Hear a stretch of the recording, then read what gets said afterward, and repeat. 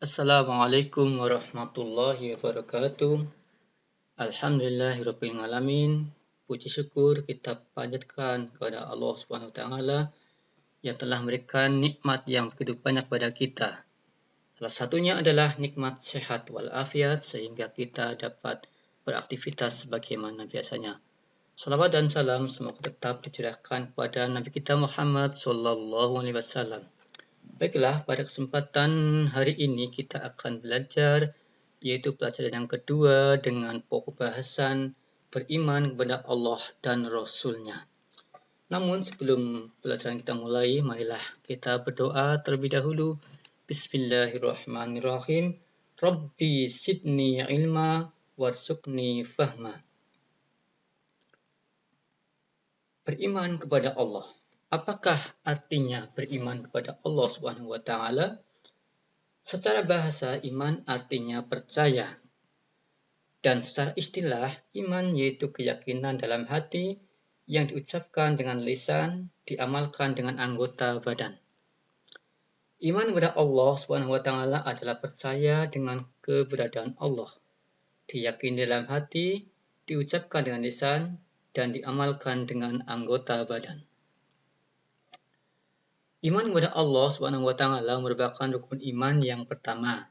Secara berurutan, rukun iman yaitu 1. Iman kepada Allah. 2. Iman kepada malaikat. 3. Iman kepada kitab. 4. Iman kepada Rasul. 5. Iman kepada hari akhir. Dan yang keenam adalah iman kepada qada dan qadar Allah. Iman itu bisa bertambah dengan ketaatan kepada Allah SWT dan akan berkurang dengan melanggar perintah Allah Subhanahu wa taala. Semakin banyak amal kebaikan, maka akan semakin bertambah iman seseorang. Dan sebaliknya, semakin banyak kemaksiatan, maka iman akan semakin menipis. Bagaimana cara kita mengenal Allah? Karena Allah adalah zat yang gaib. Allah adalah zat yang tidak bisa dilihat dengan mata kita sendiri. Sehingga ada beberapa cara agar kita bisa mengenal Allah. Di antaranya adalah kita bisa mengenal Allah melalui alam semesta. Alam semesta merupakan ciptaan Allah. Di alam semesta ini terdapat benda yang hidup maupun benda yang mati. Benda yang hidup dan mati adalah merupakan ciptaan Allah. Dengan demikian, maka Allah itu ada dengan adanya ciptaan yang bisa kita lihat di sekitar kita. Kemudian yang kedua, agar kita bisa mengenal Allah yaitu dengan melalui Al-Quran. Al-Quran merupakan firman Allah. Dengan meyakini Al-Quran berarti telah meyakini keberadaan Allah Subhanahu wa taala.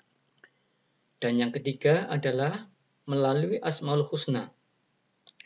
Asmaul Husna ini terdiri dari dua kata yaitu asma dan husna. Asma artinya nama-nama, husna artinya baik. Jadi, Asmaul Husna adalah nama-nama yang baik. Nama-nama yang baik bagi Allah itu ada 99 yang disebut dengan Asmaul Husna. Di antaranya adalah yang akan kita pelajari yaitu Al-Basir, artinya Maha melihat, Al-Adl, Maha adil, dan Al-Azim, Maha agung. Beriman kepada Rasul Allah Subhanahu wa taala. Iman kepada Rasul Allah merupakan rukun iman yang keempat. Rasul artinya utusan, Rasul Allah berarti utusan Allah. Rasul Allah merupakan manusia pilihan yang ditugaskan untuk menyampaikan risalah kepada manusia agar senantiasa menyembah kepada Allah Subhanahu wa taala. Nabi dan Rasul tidak terhingga jumlahnya. Namun, yang wajib kita imani ada 25. Nabi dan Rasul yang telah dipilih oleh Allah dibekali dengan akhlak yang baik sehingga wajib diteladani atau wajib kita jadikan sebagai contoh dalam kehidupan sehari-hari seperti beribadah, berakhlak, bertutur kata, dan bertindak, dan lain sebagainya. Nabi Muhammad SAW adalah Nabi dan Rasul yang terakhir, sehingga disebut Khotamul Anbiya wal Mursalin, yang artinya penutup para nabi dan rasul. Sehingga tidak ada nabi lagi setelah Nabi Muhammad SAW. Rasulullah Muhammad SAW diutus oleh Allah sebagai penyempurna ajaran-ajaran nabi dan rasul terdahulu. Siapa nabi yang terdahulu? Seperti Nabi Isa, Nabi Musa, Nabi Daud, dan nabi-nabi yang lain. Mereka adalah merupakan utusan Allah yang diutus untuk mengajarkan agama Allah pada kaum tertentu. Sedangkan Nabi Muhammad adalah Rasul Allah yang diutus untuk semua umat manusia. Inilah nama As-salatu ala nabi wassalamu ala rasul wal anbiya'il mursalin kulluhum mukramun. Salawat ke atas nabi, sejahtera ke atas rasul, nabi-nabi yang diutuskan, mereka semua adalah mulia.